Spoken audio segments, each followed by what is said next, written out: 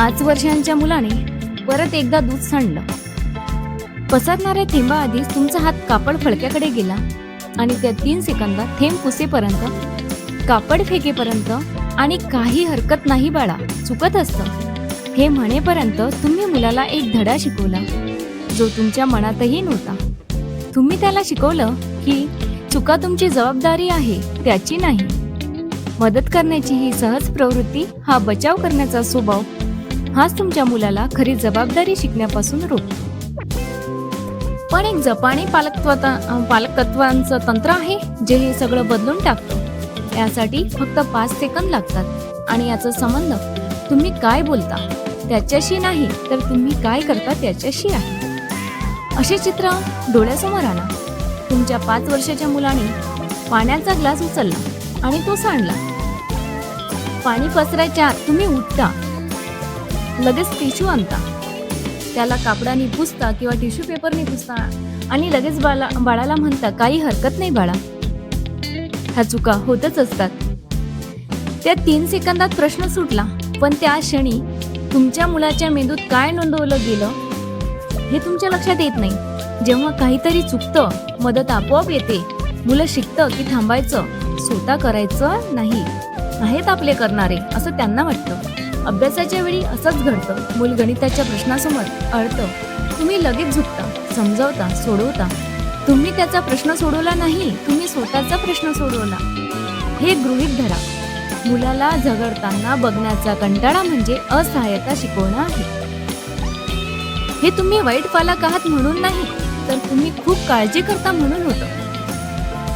तुमची संरक्षण करण्याची प्रवृत्ती प्रबळ आहे, पण मेंदू संकट आणि अस्वस्थता यातला फरक ओळखत नाही आणि तो तुमच्या क्षणाचा बचाव तुमच्या मुलाकडून काहीतरी महत्वाचं काढून घेतो. 10 वर्षानंतरच चित्र बघा.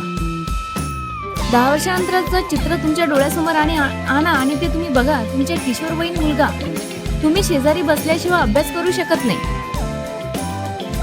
जेव्हा तुम्ही त्याच्या शेजारी बसता तेव्हाच तो पुस्तक घेऊन बसते, कारण त्याला माहित असते तुमच्याशिवाय प्रवासाची बॅग भरू शकत नाही, कारण तो स्वतः कधी करूच शकत नाही, कारण त्याआधी तुम्ही केलेलं असते. कॉलेजमधून फोन करतो कारण मित्राशी भांडण झालं आणि तुम्ही शिक्षकाला मेसेज करावा असं त्याला वाटतं. वय 19, पण स्वतः काही करण्यासाठी अजूनही तुमच्यावर अवलंबून असते.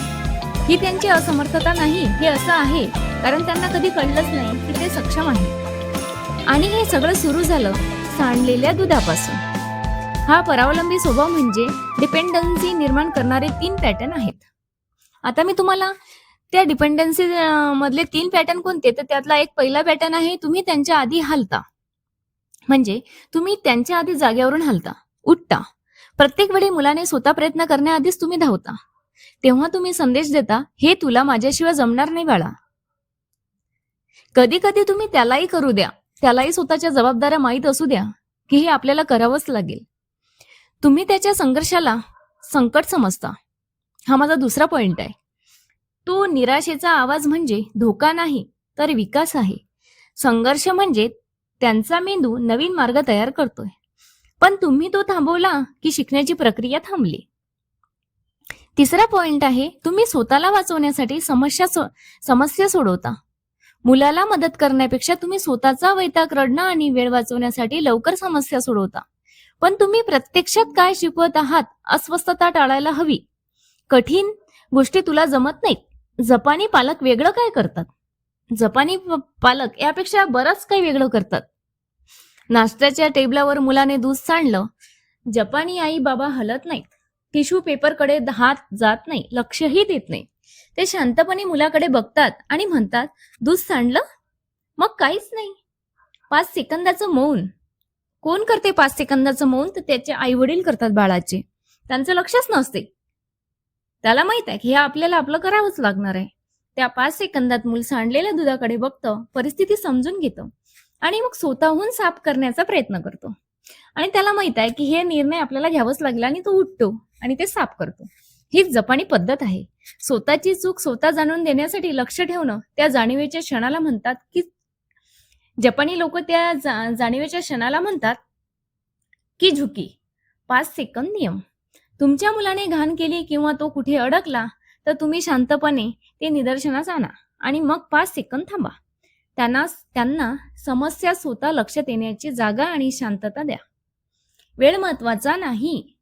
जबाबदारी समजली की सगळं आपोआप कळतं. हे महत्वाचं आहे. मेंदूत काय घडतं तर मेंदू जेव्हा तुम्ही थांबता तेव्हा तुम्ही प्रोडक्टिव्ह स्ट्रगल सक्रिय करतात. संशोधन सांगतं की जो मूल नियमितपणे हा संघर्ष अनुभवतात त्यांच्यात फ्रस्ट्रेशन टॉलरन्स निराशे सहन करण्याची क्षमता विकसित होते. ते अस्वस्थतेतही शांत राहू शकतात.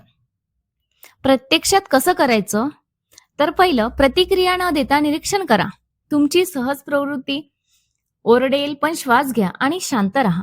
मनातल्या मनात 5 पर्यंत मोजा. हे मुलासाठी नाही तुमच्यासाठी आहे. तुमची बचाव प्रवृत्ती शांत करण्यासाठी. तिसरा आधार देणारी शांतता दाखवा. नजर प्रेमळ ठेवा. तुमची शांतता मुलाला सांगते की तू सुरक्षित आहेस आणि तू हे करू शकतोस. चौथं सांगा सोडू नका.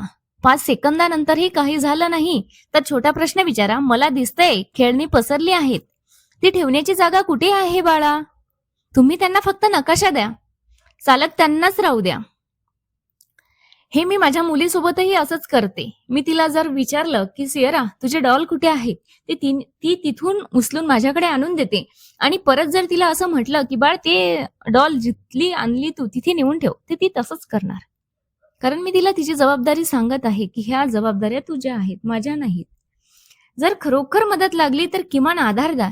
जॅकेटची झीप ओढताना फक्त खालून भरा पण ओढून त्यांनाच द्या. तुम्ही सहाय्यक आहात, करणारे नाही आणि निकालापेक्षा त्यांच्या प्रयत्नांची प्रशंसा करा. जेव्हाही तुमचं मूल एखाद्या छोट्या गोष्टीत अडकेल तेव्हा 5 सेकंद थांबा, मनात मोजा आणि बघा काय होतं. काही प्रमाणातला वैताग हेच विकासाचं इंधन आहे.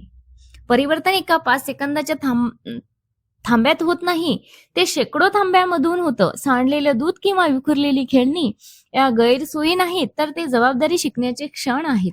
तुम्हाला माझा आजचा हा व्हिडिओ आवडला असेल तर माझ्या डिझायर्ड ब्युटिफुल गर्भसंस्कार चॅनलला लाईक करा.